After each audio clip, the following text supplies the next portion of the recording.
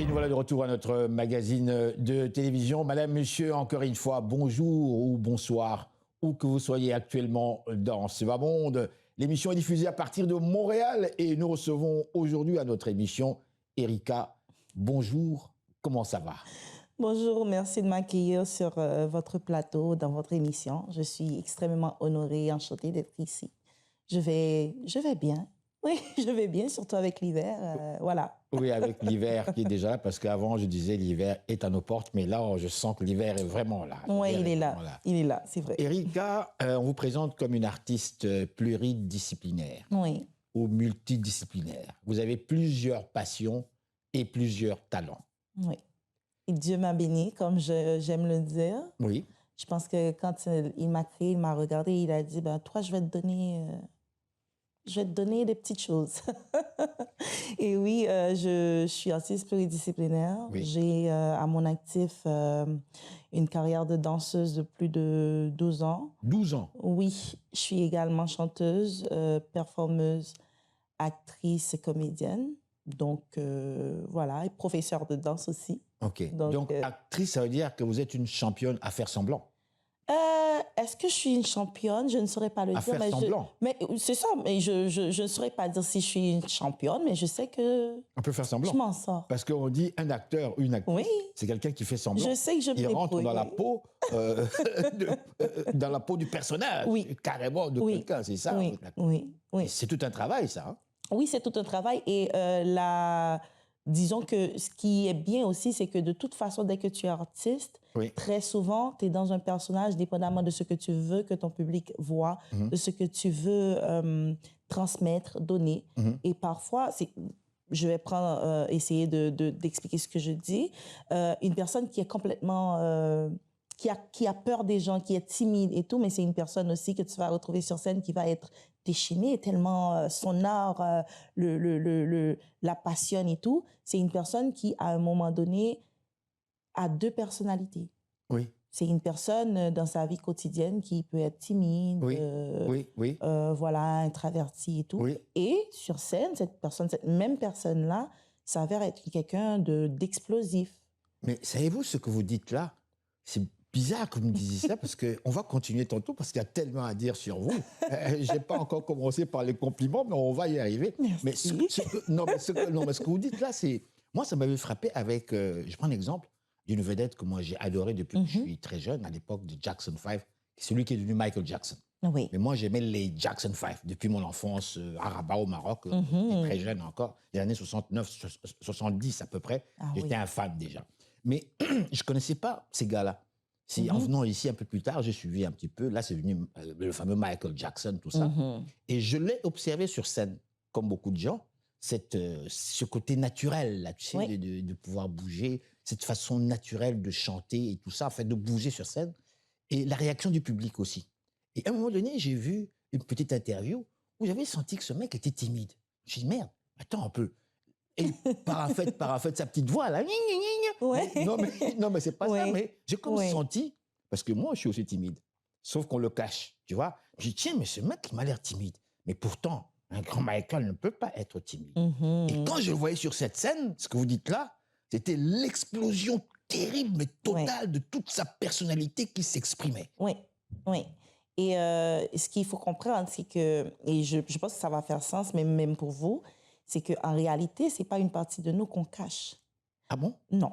C'est quoi? Dès qu'on veut pleinement exposer cette autre personnalité extravertie, explosif, la première chose à faire, ce n'est pas de cacher son côté timide, c'est de l'assumer. Ouais, c'est la première étape. Tu l'assumes pleinement que voilà, je suis timide. Moi, je me rappelle, j'étais à l'école et très, très tôt, j'ai compris que j'étais timide. Vous, timide? Oui, très, très tôt, je l'ai compris. Ah bon? Et ce que j'ai fait, c'est que j'ai tout fait pour participer, disons, à toutes les activités de l'école. Oui. Tout. Oui. Même quand je bégayais pour lire les psaumes, même si c'était difficile d'aller chanter devant les gens, mais je me débrouillais pour le faire. Il fallait se défier soi-même. Oui. Donc, pour moi, c'est vraiment par rapport à mes expériences, la première étape, c'est de l'assumer.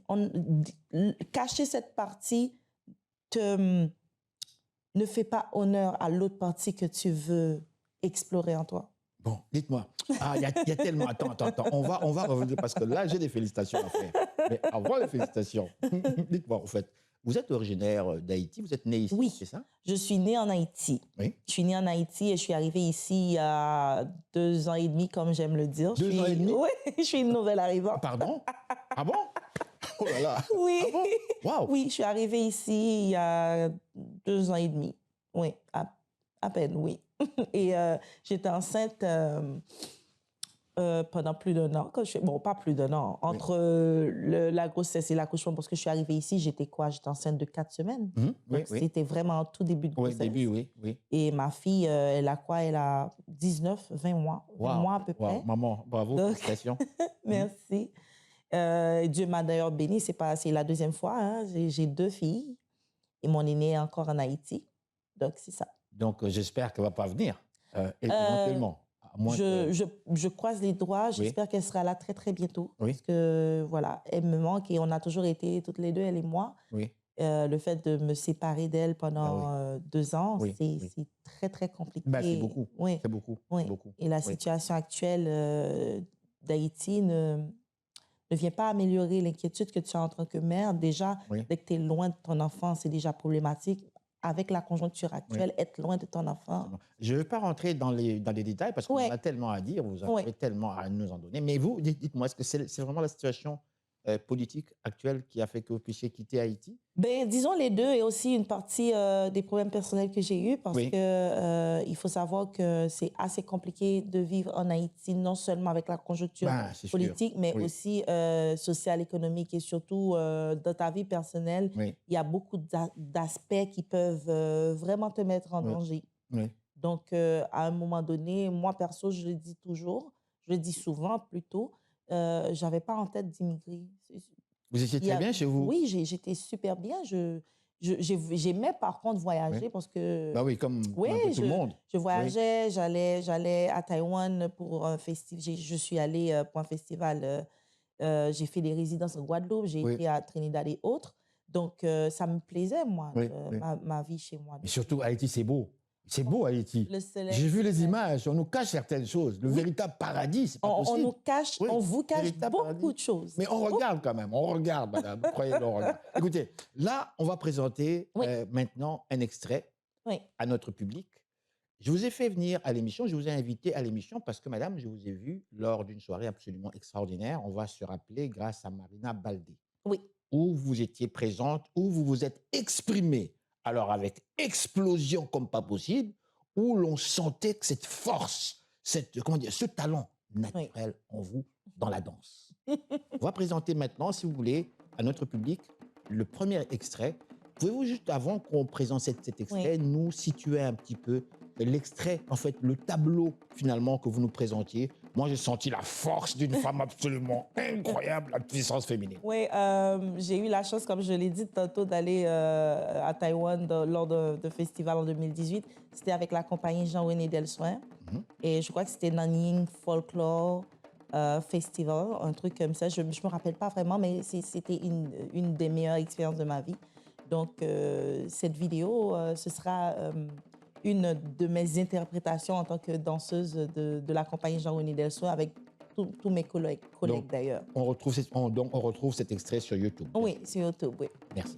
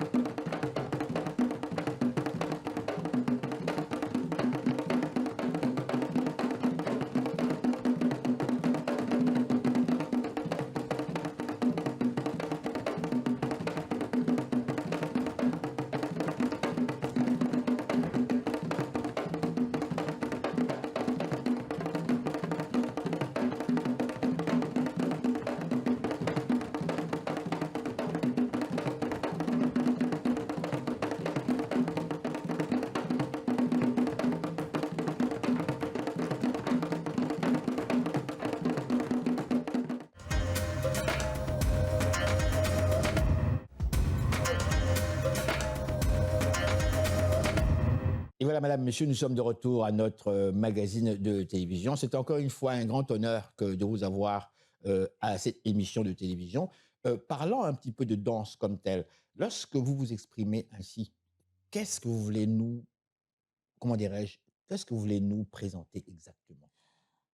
Je dirais que ça dépend de la situation, ça dépend de la soirée et ça dépend effectivement du départ Ok, de je ce reviens à la corps en soirée. mouvement. On revient à la soirée où Oui. Marina Baldé nous a emmenés vers le voyage. Et c'est cet extrait-là Oui. qu'on va présenter tout de suite là à notre Oui. public. Dans cette soirée, c'était important pour moi de vivre une belle expérience parce que dès notre interaction avec Mariana, on a parlé du fait qu'elle voulait justement parler de tout ce qu'on apporte dans notre valise qui représente tout ce qu'on veut. Lorsque vous dites, pour bien situer notre public, lorsque vous dites tout ce qu'on apporte, oui. Le on, c'est qui ça?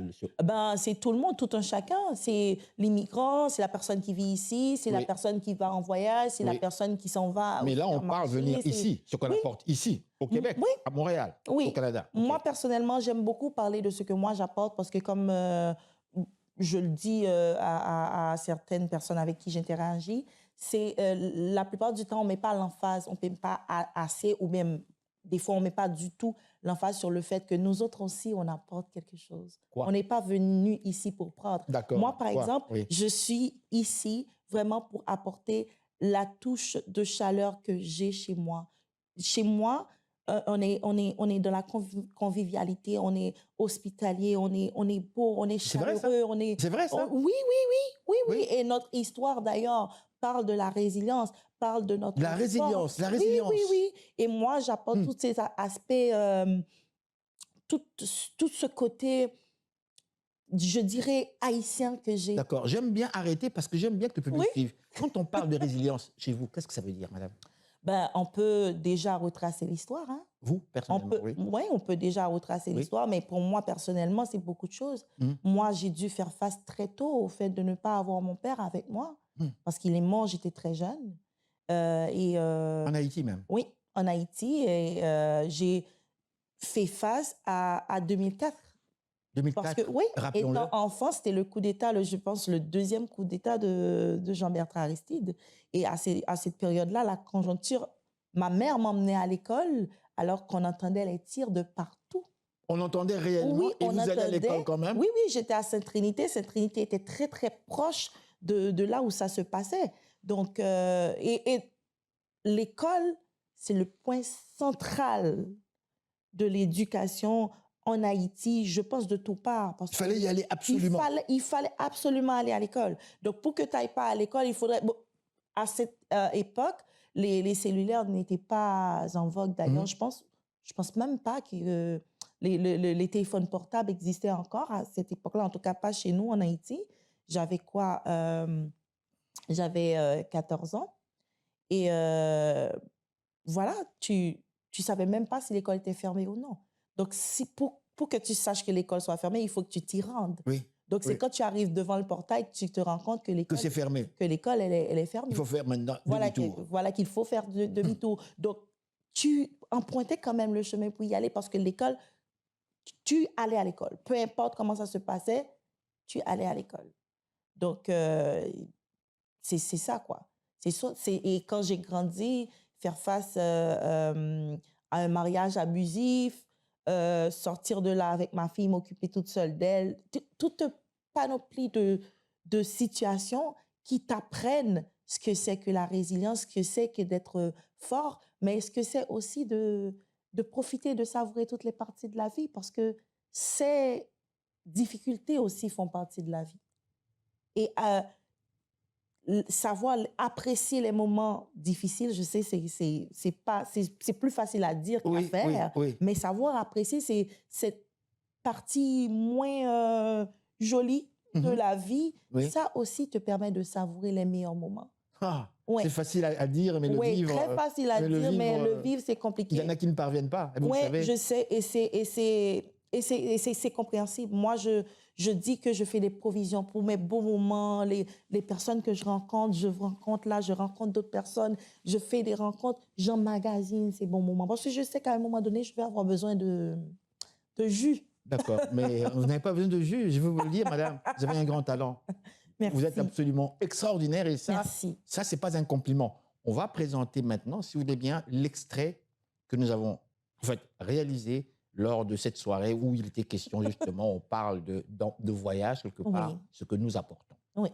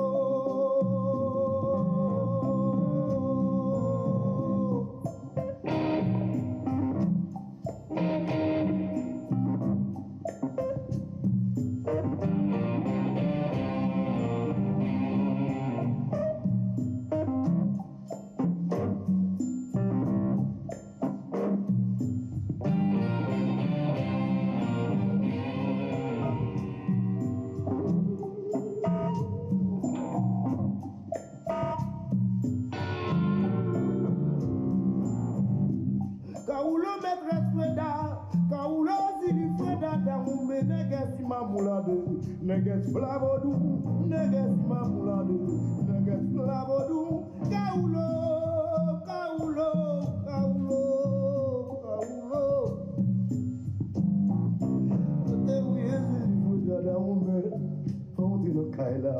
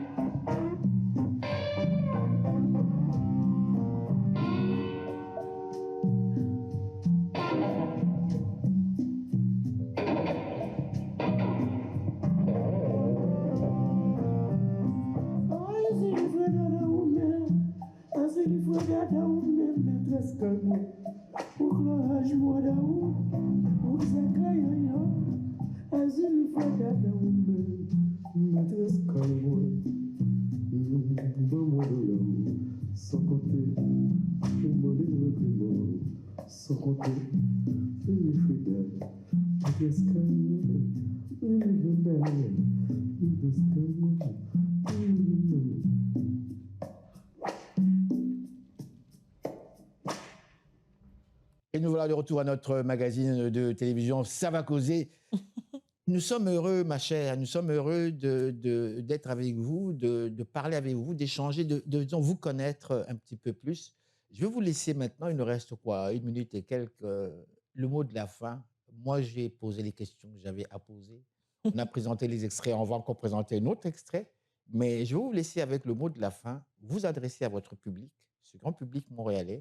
Ils sont africains, ils sont québécois, oui. Ils sont latinos, ils sont chinois, qui vous regardent. Et nous sommes aussi également vus sur YouTube. Oui. Allez-y, on vous écoute. Ben, je vais essayer d'être brève et surtout de dire ce qu'il y a à dire. Bien sûr. Dans un premier temps, je veux vraiment vous remercier encore une fois de m'avoir permis d'être sur ce plateau.